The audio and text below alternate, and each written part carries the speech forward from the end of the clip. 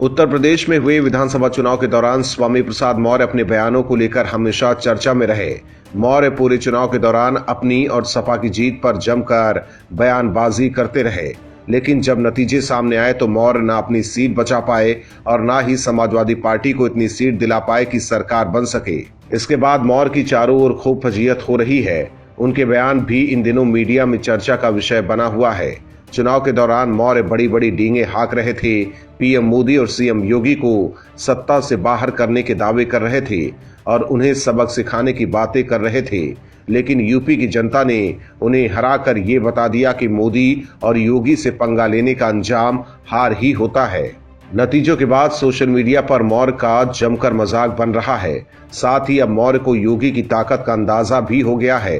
तभी तो बिना देर किए ही मौर्य ने सरकारी आवास खाली कर दिया है। उन्हें मालूम है कि अगर घर खाली नहीं किया तो योगी का बुलडोजर आ जाएगा। जबकि इससे पहले चुनाव हारने के बाद भी नेता सरकारी आवास को खाली नहीं करते थे, लेकिन ये योगी का ही खौफ है जो मौर्य ने बिना देर किए ही फटाफट अपना बोरिया बिस्तर समेट लिया है। आपको बता दें कि विधायकी जाने के बाद मौर्य को सरकारी आवास खाली करना पड़ा है। स्वामी प्रसाद मौर्य ने राजधानी लखनऊ के कालिदास मार्ग पर स्थित सरकारी बंगला खाली कर दिया।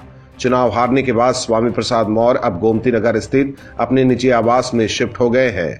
वहीं चुनाव हारने के बाद मौर्य ने बयान दिया था कि जनता का जनादेश उनको मंजूर है। जिस तरह जीत स्वीकारी जाती है, मैं हार भी उसी तरह स्वीकार करता हूं।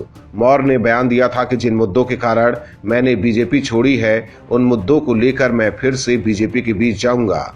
स्वामी प्रसाद मौर्य ने कहा था कि खुशी इस बात की है कि समाजवादी पार्टी का जनाधार बढ़ा है। उन्होंने आगे कहा था कि हमेशा बड़ा तो नेवला ही होता है।